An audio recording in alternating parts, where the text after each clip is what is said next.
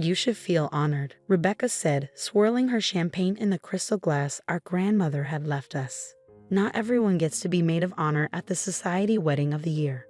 My name is Charlotte Warren, and I was watching my childhood best friend celebrate stealing my future with our grandmother's favorite champagne and our grandmother's favorite glass. The same grandmother who had trusted us to share her estate equally, believing until her last breath that her two beloved granddaughters would honor her wishes. Nothing to say, Charlie? Rebecca prompted, using the nickname she knew I hated. No tears about the money. No lecture about family loyalty. I kept my expression neutral as I studied her. The designer dress that probably cost more than most people's monthly salary, the enormous diamond ring her fiancé Thomas had surprised her with, the wedding planning binders spread across what used to be our grandmother's antique desk. Congratulations, I said simply. The wedding sounds perfect. She frowned slightly, thrown off by my calm demeanor. That's it? No drama? No threats to tell Thomas where the money really came from? Would it change anything? No, she laughed, taking another sip of champagne. The money's spent, Charlie. The venues are booked. The deposits are paid. And in 6 weeks, I'm marrying into one of Boston's oldest families. Everything I've always dreamed of. What she meant was everything she'd stolen from both of us. Our grandmother's estate was supposed to be split equally, enough for each of us to start our own lives, pursue our dreams. Instead, Rebecca had spent the past year systematically draining every account she could access, using her power of attorney and her knowledge of banking to move money around until there was nothing left. Well, I said, picking up my purse, I'm sure it will be beautiful. Don't be like that, she called as I turned to leave. We had fun spending it, didn't we? All those shopping trips, the spa days. I let you enjoy some of it before it was gone. I paused at the door, thinking of all the times we'd played in this house as children. All the summers spent listening to our grandmother's stories, all the promises we'd made to each other. You're right, Rebecca. I did enjoy it. More than you know. As I walked out of our grandmother's house, Rebecca's house now, thanks to some creative manipulation of the will, I could hear her already on the phone, probably calling her wedding planner about some extravagant new detail she thought of. What she didn't know was that I'd discovered her deception 3 months ago, right after she'd started moving the larger sums. She thought she was being clever, using her banking background to hide the transfers. But she'd forgotten one crucial detail. I worked in digital forensics. The drive home was quiet. Through the car windows, I could see Boston's familiar skyline, the same view I'd grown up with. The same view our grandmother had loved right up until the end. My phone buzzed. A text from Maya, my colleague and one of the few people who knew what I'd been planning. Is it done? Phase 1 complete, I replied. She doesn't suspect a thing. Maya was one of 3 people who knew what I'd been quietly preparing since I first discovered Rebecca's betrayal.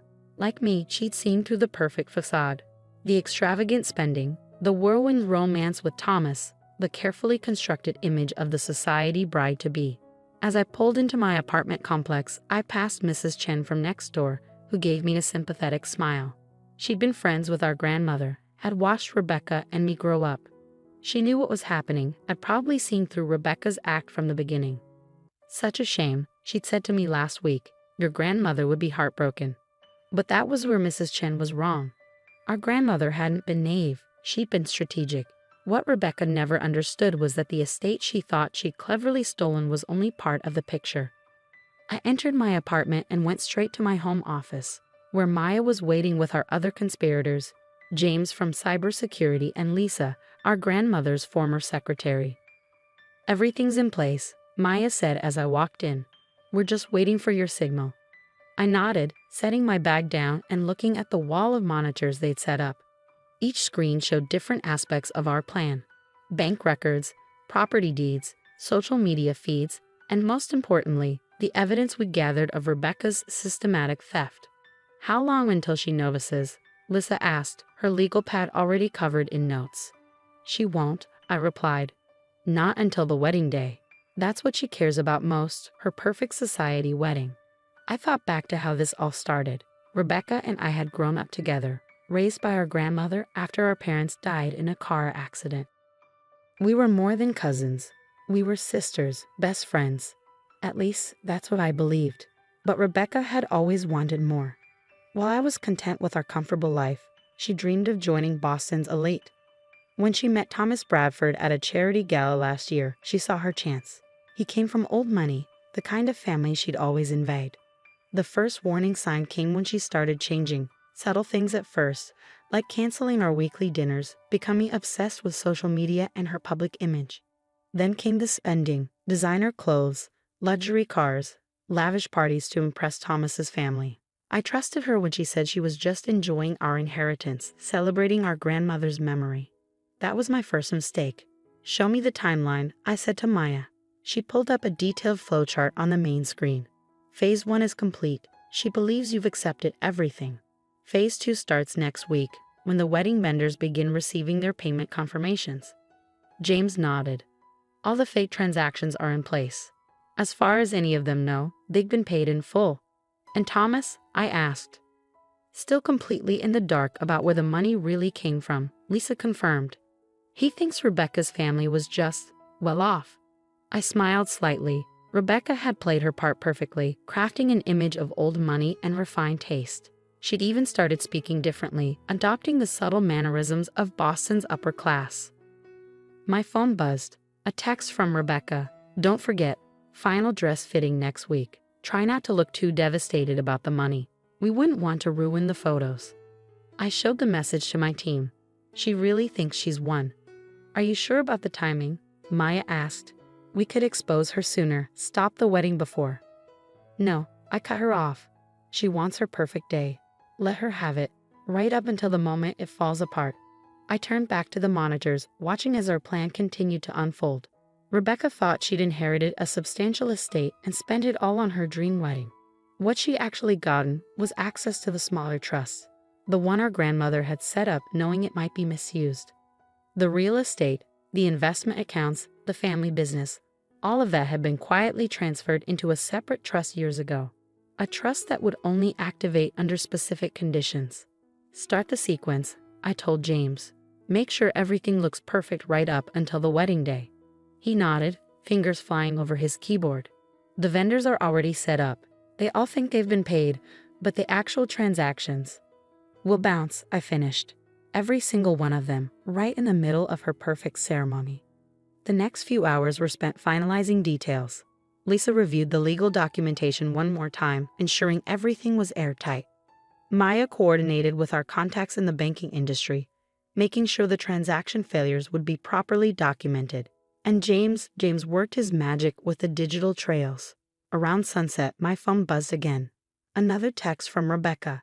The flowers arrived for tomorrow's bridal shower. You really should see them, Charlie. This is what real money can buy. I showed the message to the others. She really has no idea what's coming, does she? Lisa said, shaking her head. Rebecca always did confuse wealth with worth.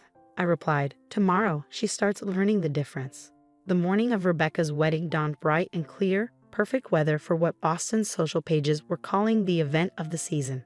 I stood in front of the mirror in the bridal suite of the Fairmont Copley Plaza, adjusting my maid of honor dress while Rebecca fussed with her custom Vera Wang gown. Everything has to be perfect, she said for the 100th time, scrutinizing her reflection. Thomas's family expects nothing less. I smiled, checking my phone discreetly. A message from Maya flashed across the screen. All systems ready. Vendor payments failing in sequence. Don't worry, I told Rebecca, tucking my phone away. Everything will be exactly as it should be. The bridal suite was a flurry of activity. Hairstylists, makeup artists, photographers, all carefully selected to create Rebecca's fantasy wedding. Each one had received confirmation of payment, not knowing that those confirmations were as hollow as the bride's promises. I still can't believe it's finally happening, Rebecca gushed, accepting a glass of champagne from one of her bridesmaids. All those years of dreaming, and now I'm marrying into the Bradford family. Grandmother would have been so proud. I bit back a response, thinking of the real pride our grandmother had taken, not in social status or wealth, but in honesty and integrity. Values Rebecca had conveniently forgotten. My phone buzzed again. James this time. First vendor payment bounced. Florist trying to reach Rebecca. Right on schedule. Oh God, one of the bridesmaids suddenly exclaimed, looking at her phone. Rebecca, the florist is saying there's a problem with their payment. Rebecca's face tightened slightly, but she maintained her composed smile. It's just a mix-up. Charlie, be a dear and handle it. Of course, I said smoothly, stepping out of the suite. In the hallway, I watched the notifications start rolling in on my phone. One by one, vendor payments were being rejected. The caterer, the band, the photographer, even the hotel itself. I dialed Maya. How's it looking? Beautiful chaos, she replied. The florist is threatening to remove the arrangements, the caterer is demanding immediate payment, and the hotel manager is heading up to speak with Rebecca right now. As if on cue, I saw the manager striding down the hallway, his face set in a professional mask of concern. I stepped aside as he knocked on the bridal suite door. Miss Warren, he called. We need to discuss an urgent matter regarding payment. The door flew open, revealing Rebecca in her wedding gown, her carefully applied makeup already showing signs of stress. What do you mean, payment? Everything was handled weeks ago. I'm afraid there seems to be a problem with all the vendor payments, the manager explained. The transactions have been rejected by your bank. Rebecca's face went pale. That's impossible. I have the confirmation emails. Yes, well, the manager cleared his throat. It appears those confirmations were premature. We'll need immediate payment to proceed with the wedding. I watched as Rebecca's perfect facade began to crack. She fumbled for her phone, probably trying to access the accounts she thought were still full of our grandmother's money. This is insane, she muttered, her fingers shaking as she typed. The money was there. I checked yesterday. Problems? I asked innocently. She grabbed my arm, pulling me back into the suite. Charlie, I need you to help me fix this. There must be some mistake. Like the mistake you made when you stole my inheritance? I asked quietly. She froze, really looking at me for the first time that day. What did you do? Me? Nothing. I just made sure everyone knew exactly where their money wasn't coming from. The color drained from her face as understanding dawned. You knew? All this time? I knew everything, Rebecca. The fake transfers, the emptied accounts, even the lies you told Thomas about your family's wealth. As if summoned by his name, there was another knock at the door. Thomas's mother stood there, her face tight with barely contained fury. Rebecca, she said coldly, we need to talk. Now. The next hour was like watching a carefully constructed house of cards collapse in slow motion. The vendors began removing their unpaid services, flowers disappeared from the reception hall, catering staff packed up their equipment, the band started loading out their instruments. Thomas's family, already skeptical of their son's whirlwind romance, demanded answers about Rebecca's supposedly wealthy background. The truth about her systematic theft of our grandmother's estate came out in a rush of accusations and tears. You lied to me, Thomas demanded, his face a mask of betrayal. About everything. I did it for us, Rebecca pleaded. For our future. Our future, he laughed bitterly. There is no future, the wedding's off. As the Bradford family swept out of the hotel, taking their son and their social connections with them, Rebecca turned on me, her perfect makeup streaked with tears. How could you do this to me? She demanded. I'm your family. Family? I repeated. Family doesn't steal from each other, Rebecca. Family honors their promises. I was going to pay you back, she insisted, once I married Thomas. No, I cut her off. You were going to keep taking, just like you always have. But not anymore. I pulled out an envelope, the real reason I'd let this charade continue so long. Grandmother left more than just the money you stole, I explained, watching her face as understanding dawned. She left instructions, conditions for the real inheritance. Real inheritance? Rebecca whispered. The family business, the properties, the investment accounts, all held in a separate trust. A trust that would only activate if one of us proved worthy of it. And you think you're worthy? She spat. No, I said quietly. I think neither of us was until today. Grandmother knew one of us might be tempted to take advantage of the other. This was her test, to see who would choose integrity over greed. The implications of what she'd done, not just to me, but to her own future, finally seemed to hit Rebecca. She sank into a chair, her perfect wedding dress crumpling around her. What happens now? She asked, her voice small. Now? Now you start over. Without the stolen money, without the fake status, without the lies. Maybe then you'll remember what really matters. I left her there, surrounded by the ruins of her perfect day. Outside the hotel, Maya, James, and Lisa were waiting. Well? Maya asked. It's done, I replied. Everything exactly as grandmother planned. Lisa smiled sadly. She would be proud, not of the deception, but of the lesson. I nodded, thinking of all the summers spent listening to our grandmother's stories about integrity, about doing what's right even when it's hard.